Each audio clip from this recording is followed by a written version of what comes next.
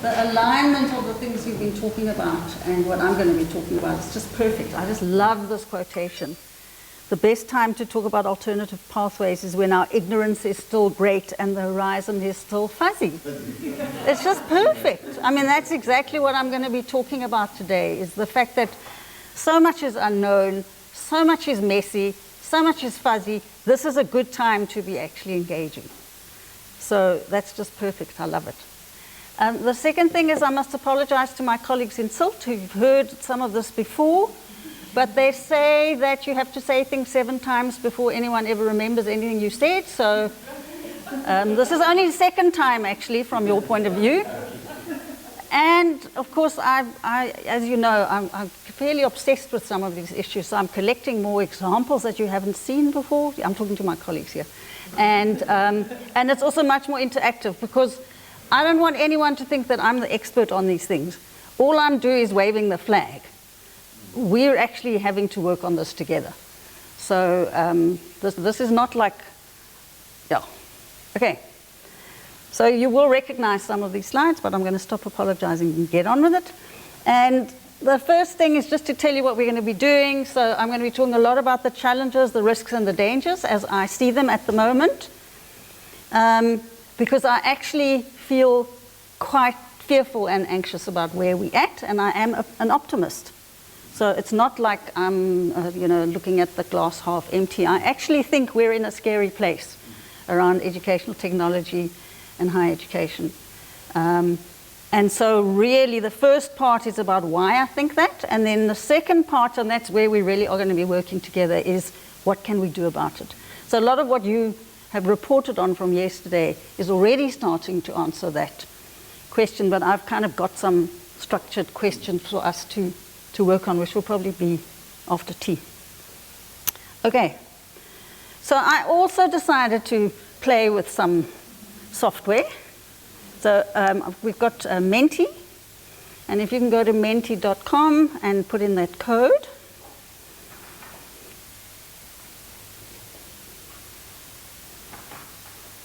We're just trying them all at the moment. Zeetings, Menti.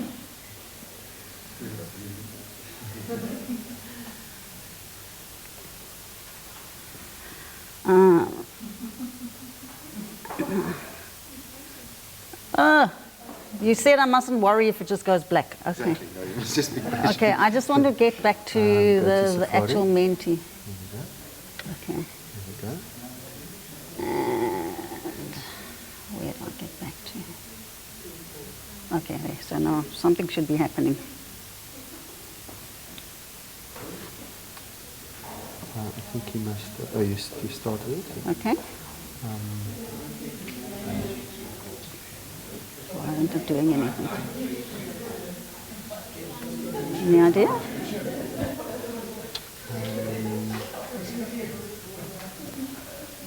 Should we be doing it in Safari? Yeah, it should work, but what is that? Show me. Yeah? Okay. Here we go. There we go.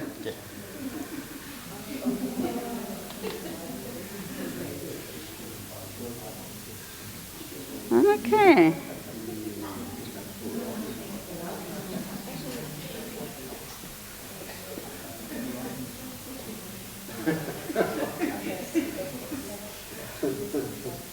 How many people did you say we've got?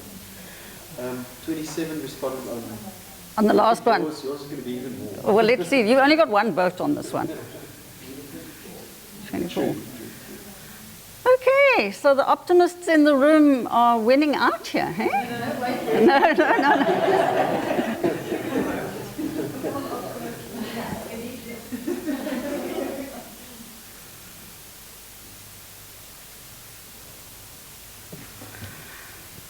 Sorry, I am so not a Mac person. Now I have to work out how to get back to where I was. Presentation. Yeah, just tell me how to get back and I'll go backwards and forwards. You click on the PowerPoint. Okay. And then you have to start the show again with that little. I have to start it again. Thing. Okay. Oh, more optimism. Okay. So we've got the fire that's going to destroy everything, and then maybe out of the ashes will rise something. I don't know. We've got the shining light that's going to enable things to grow.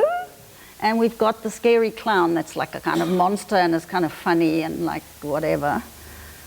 And we have the biggest group of people in this room are the optimists. Interesting. Very interesting. So just to say that, I mean, I thought of the flame, but I didn't think that it's destructive. What did you think it was? The burning flame, the catalyst. Oh, okay. You saw a flame as a positive thing. Okay. Even more optimist. Oh, so we got even more optimists. Cool. Okay, that's interesting. Right. Sorry, I hate to do this to you. Okay. Here we go. Okay. And now make small talk. And now we have to do the thing. And how many songs can you sing while you're washing your hands and waiting for the Mac to work again? Okay. All right. So I thought of using an avalanche actually as one of the images in that first slide because this is such a famous report. Okay. Who remembers this report? Hands up. Okay, that's so interesting. There's quite a small number of people actually. So this report came out in 2013 and all our vice chancellors were at Soros where they discussed this report and all our vice chancellors came back in a complete state because they had read this report and the avalanche was coming and what was this thing? The solid classical buildings of great universities may look permanent, but the storms of change, technology and globalization now threaten them. Okay, so that was like the opening line of this thing. And it was published by McKinsey at the time, and it had a huge amount of influence. And it was also just after the MOOCs, you know, the year of the MOOC. So this was really about technology is coming and we're going to be overwhelmed. And it was very frightening, and it worked because it made all our vice chancellors frightened. Which worked quite well for some of us because we've been banging on about technology and digitally mediated education for a while, and we finally got their attention and some of their resources, so that was handy. But it also really spoke to that discourse of technology as an unstoppable force. And I don't know if any of you have read any of these books. I've actually read The New Dark Age, which I've just read recently, and it's such a dystopian account. I mean, a lot of it's deeply persuasive. So the examples that are provided, you believe them, but it's like we are in the new dark age. You know, things are really bad, and it's really dystopian. But what really is such a dominant discourse in all of this is the sense of techno-determinism. So the technology is coming, and there's nothing we can do, you know, and we're going to try and hold our heads up and breathe. But that's the force, and it's a very kind of one-to-many type of thing. There's technology, and there's poor us. And we're at the mercy of the technology, really. Okay, so back to getting out of here and back to Mentimeter. And it's in Safari, you said? Yes. Okay, and sorry. To the right there on the fail key. Okay. Okay, so here, look, we know this. You've been talking about this. I really think the people in the room are aware of this, so can you put down what you think the forces shaping higher education globally are? Now let's just do a quick summary.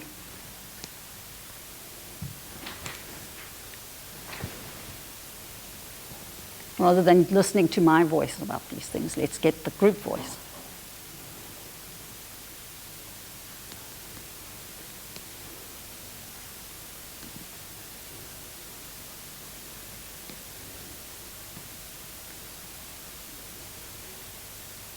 Wow.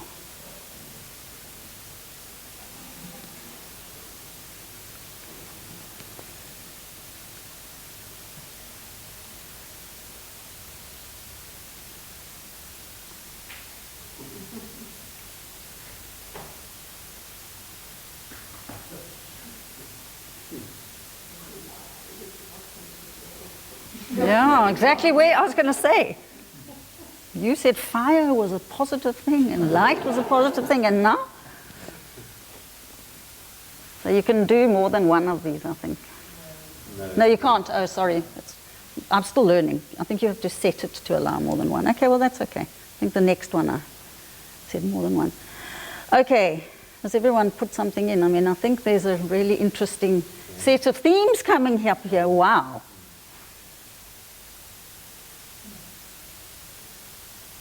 No one's mentioned COVID-19, mind you.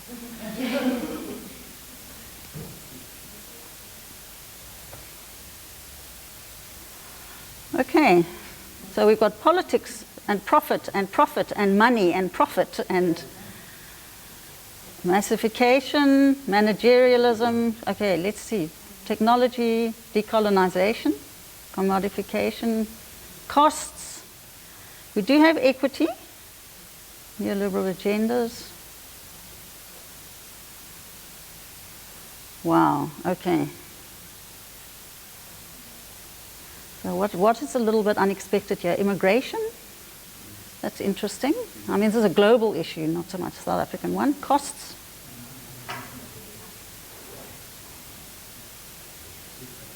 That's fascinating. Okay, and then the next one that's, is what are the forces shaping higher education in South Africa? And this one I think I set it so that people can do more than one, but I think you have to do a word. So looking at the global issues, what are the ones that we have to face looking at in South Africa? Let's see what, and I'm sorry I'm playing with this still at the moment, so I think I made this a wordle. So let's see what we come up with. You can do lots. I'm actually interested to know what comes up in the middle for this one. And it's shaping higher education in South Africa.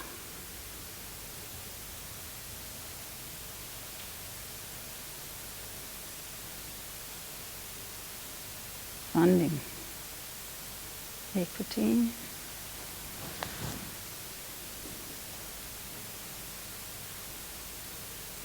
Wow.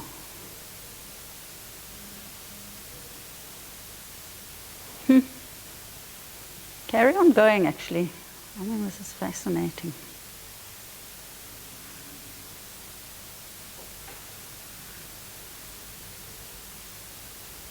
Shaping higher education.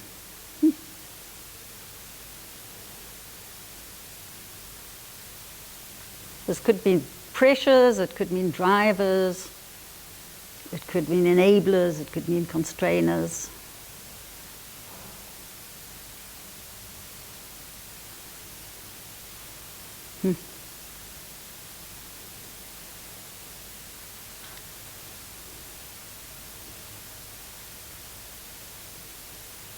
These must fall.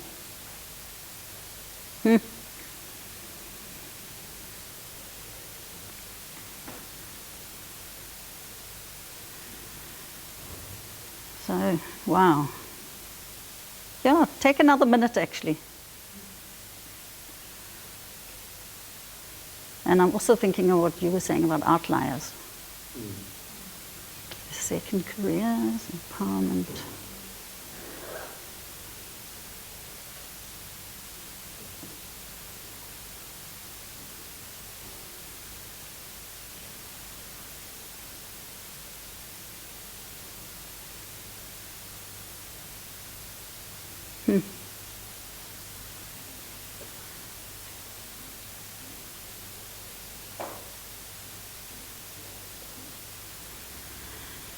Oh, that's so interesting. So, I mean, I'm glad I did it this way, actually, because if I'd done it, I would have done it differently. So, I mean, what do you notice, or what surprises you about this? Or doesn't it surprise you?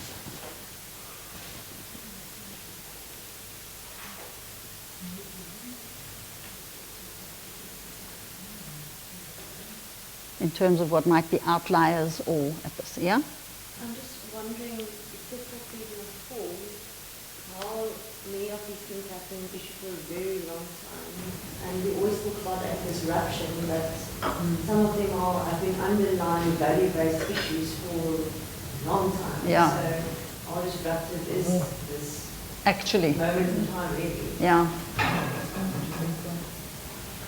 So these are long-standing things, as you were saying. These are long-standing things. Other observations? Yeah? So digital isn't foregrounded Huh. there. You can still add things if you want, but I mean, it's just interesting what comes first to people's minds. That's right. The fact that digital's not there, particularly. I mean, 4IMR is there, so maybe that's... Yeah. Other observations? Other people who haven't spoken? What else do you notice? Or not? What's missing? Like, so social justice, is it there? It is small. Yeah? Maybe it's the idea, at the moment you say forces, I think kind of top-down forces. Well, So that's why I'm thinking funding, but actually if you think about forces, it can also be the... I mean it in the, what are the drivers, the shapers, the enablers, the constraints? What are the things that actually... I think it's just because we tend to, when we think forces, we think the power lies in money, so that's why okay. we think funding first. So what word Not could I have used to just basically describe the enablers and the drivers? Forces is fine. Of course it's okay. So I'm interested that social justice is not as prominent as... Equities. Yeah. And also, and access is there. And I'm also, like if I'd done it, I would have put equity and inequality in the middle. Like I would have started with it, and yet everyone here speaks about funding as the, I mean, that's like at the center. Any other observations? So I think your point about it being long-standing is really interesting. You know, business falls there, which is fairly recent, but the rest are quite deeply entrenched things. I was just wondering why. So what's the ultimate goal? I mean, in the utopia, are we talking about democratic education, actually? What are we saying in terms of, so what's shaping it to what end? Yep. And so it would depend on what your end is. And for me, democratization of knowledge is kind of my key issue. So I'm answering that question, which is as it is now, rather than what we're aiming for. Yeah, exactly. It's about what should the... So we could do another one on that's aspirational. Yeah. Well, maybe we will at the end. Yeah. In fact, maybe we should do an aspirational one at the end after we've been through this whole process, which is actually forward-looking and looking to answer your question. Yeah. I mean, as you saw from the topic, it's what are we, you know, given we've got this fuzzy space that we're in now, if we're trying to recast that agenda, what should be looking at? It's a nice idea. These kinds of things are rearview mirror in my Or they're current. point of view. It's a kind of rearview mirror idea instead of looking through the windscreen. Yeah. Or it's a status quo thing. Yeah, exactly. Yeah. Okay, now that's really helpful. I think maybe at the end we should, JP, we should do a, okay. Right, back to hand singing and all that.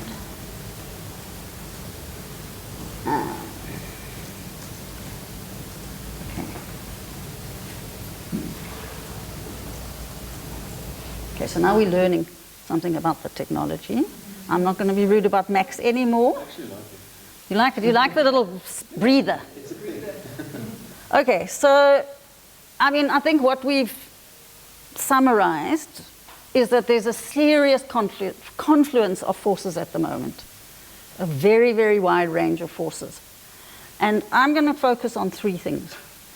Marketization, datification, and surveillance capitalism. And the marketization things come through really strongly, as we've seen in that very first one. In fact, more strongly than I had anticipated, which is quite fascinating, I think. But I want to talk about the three areas because I think they are on the horizon. Not that I wish them to be, I'm just kind of observing them to be. So I'm going to say a little bit about each one and then we'll talk some more. So this is a bit where you get more of my voice. Okay, so the first thing is Ball and Udell talk about endogenous and exogenous marketization. And so the exogenous is about higher education as a business opportunity. And we're seeing a lot of that at the moment. Endogenous is about higher education becoming like a business, just, in terms of its practices. So there's this if you're interested in the global education marketplace, there's this think tank organization called Holon IQ, which keeps an eye on the edtech business. And it's very much in favor of the edtech business. So this is not a kind of critical eye, it's a rah-rah eye, but it's also a source of incredibly fascinating information, and I've got a few things from them now.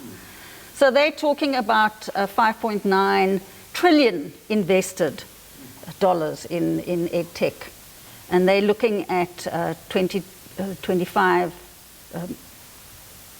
The 8, and then they reckon by 2030 we'll be looking at $10 trillion investment. So they just see this as one big up.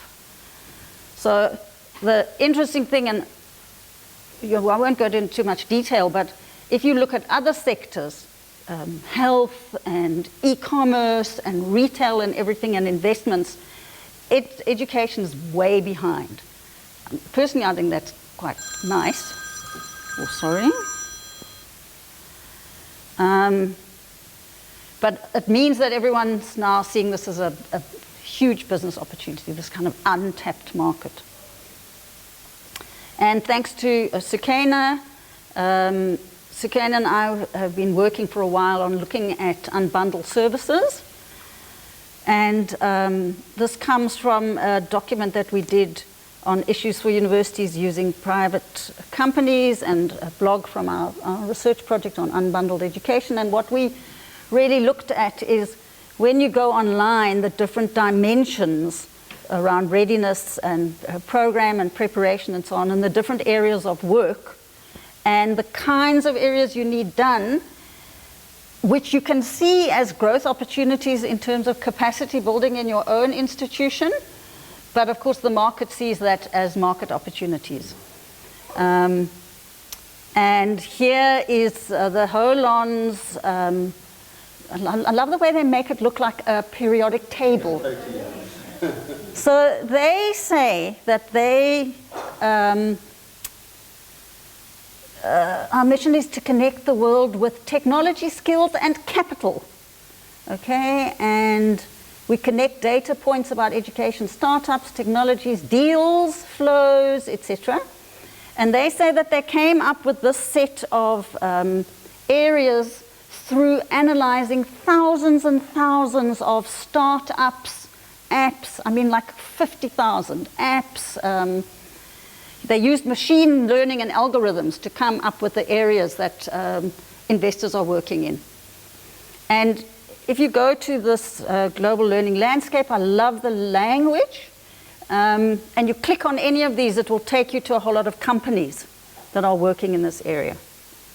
So it's a really fascinating living account of the extent to which these areas are now being invested in. And 99% of these are companies we've never heard of, and they're all fighting for, I'm going to really show my age if I talk about Betamax and videos and those kinds of things where everyone was fighting for the video market. They're doing that kind of thing at the moment, and which of those are going to dominate. So it's, I happen to be really interested in this, so I keep an eye on it, and it's incredibly sobering. But then, as part of marketization, many of us are familiar with online program managers, and Phil Hill keeps us really up to date with what's going on in that sphere. For those of you interested, and the OPMs are the companies who offer services particularly around going online. And it's interesting that Academic Partnerships has pretty much got the South African market, but they're certainly not the biggest player in town. They moved from Latin America to Africa, essentially. And there are a lot of other ones, and they've got different business models, and they work in very interesting ways. They often form relationships. They rely on the fact that people aren't really aware of the terms and conditions and the kinds of relationships. They rely on the fact that many universities have distributed decision-making processes. The devil is very much in the detail, and universities don't have the expertise in terms of the legal and the contracts and so on to actually notice, and also has been under so much pressure with other things. So I think this is a really important issue in the South African landscape at the moment. And it's emergent. It's another area that is really being fought over and contested and coming into being at present. And Phil Hill's a webinar on this particular topics, once again, worth listening to. The ways that universities themselves are becoming involved in what Czerniewicz and Robertson call market making is another area, a very interesting thing, because what, I'm just going to call her Yanya, it's easier, and we know her, so it's okay. But she talks about for-profit and non-for-profit, and not-for-profit also means not paying. So it could be using services that are ostensibly free. And then she talks about outside in, which is where we buy services, and inside out, where we offer or sell services, and we are universities. So for example, outside in and for profit is OPM. So we buy in OPM services and we pay for them, or we make deals with them. Outside in and not paying or non-for-profit would be Facebook and Google. And I'm going to talk more about that because we use them. We use Google Education. Many of us say, let's teach using Facebook because it's what the students use, but we don't think through what the consequences of that really are. Inside out and for-profit, I'm going to suggest is actually students' data. And what we're giving away and actually allowing people to make profits from is our students' data. And I'm going to talk a bit more about that around datification. And then inside out and not-for-profit is like community research. So UCT has a knowledge co-op, and community organizations come along and they say, we want research on X, and the knowledge co-op people find someone in the university to do research. So these are really helpful categories, I think, for thinking about the ways that market making happens. And the more I've been reading about this, the more I'm finding this helpful to think about those relations, because a lot of this is about the relationship between the university and the market. So, and then as I mentioned, endogenous marketization is the way that higher education behaves like a business. And that's really about the language infiltrating the university. We in South Africa haven't yet reached the point that our English colleagues have, where students are consumers, they have choice, this notion of choice, which in fact has backfired very badly. It doesn't really work. It actually serves the elite. But that kind of language that when we talk about business models, we're using the language of the market in the university. We talk about buying a product. And I think the datification of education feeds into this kind of notion of endogenous marketization. This was just really interesting to me. This was a conference. I'm not picking on the poor person who gave this session, but this person, I can't remember if it was a she. It was a she, gave a session on creating the Amazon of higher education. This is a good thing. Now that, to my mind, is a beautiful exemplar of endogenous marketization, where we speak that speak, and it's the dominant discourse, and we're comfortable with it. In fact, we think it's aspirational. Okay, then to talk a little bit about datification. Datification is really about human behavior converted to data which has value. So it's about behavior. It's the things that we do. And more than that, that value can be monitored, predicted, and influenced. By the way, this is my definition. The person, if you want to read more about this, is Ben Williamson, who writes extensively about datification in education, and he did a blog a couple of years ago on definitions of datafication in education that look at it from the ontological point of view, the epistemological point of view, different ways of understanding it. But the way I'm using it is around human behavior that has value. So previously that behavior didn't have value, and now, so people have said data is the new oil, data is the, what was the other one I heard? Data is like nuclear power. Any other things you've heard about data? Yeah, I think the new oil is probably the most common one. And of course, we're all very familiar with this notion of the age of big data in society. It's linked to the 4IR discourse that we hear so much. I think the interesting thing is anything with the word smart in it is about data and about capturing data. So smartphones, smart classrooms, smart boards, smart cities is about datafication. And it immediately takes on a more ominous ring, I think. And then obviously it's linked to IR, machine learning, algorithms, facial algorithms. These all become facial recognition. They all become uses of data, forms of data, manipulation of data. And here's some examples. As I said, I collect examples, so send me examples. I just sort of get completely intrigued by examples, and I keep them in my Evernote. I clip them to Evernote, and then when I'm giving a talk like this, I haul them out and think, which ones should I use? And they tend to be from the US. I think that's a great relief because they haven't infiltrated here yet, but because we're in a fuzzy moment, they could without us noticing. So we don't want to be like that frog in the hot water and like wake up, and it's happened and we're dead. Let's kind of catch it before it happens. So here, should colleges be putting smart speakers in dorms? So they are. So there's about, I think it's about 15 universities who are putting Alexia Echo Dot into university dorms, and they are doing things like reminding students to go to class and forming this little relationship. And of course, what they're also doing is collecting data of what the students are doing, saying, et cetera, because data is collected by audio as well. And it's astonishing, A, that it's being done, and B, that it's a question. But it's being done, and it's a cost saver, it's efficient, it's building community, apparently. And then this facial recognition technology being used in Australian schools has been getting a lot of coverage as well, where these are kids going into schools, being recognized with facial recognition software. Going into schools in Australia. I mean, why? And it's all part of the kind of monitoring and metrification that's going on.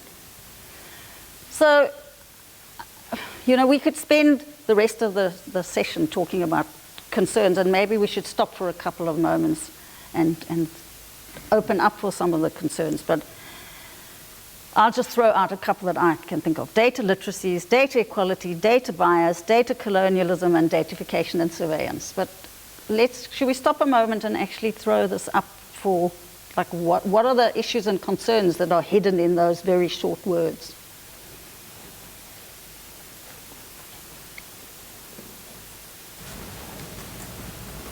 Are you all just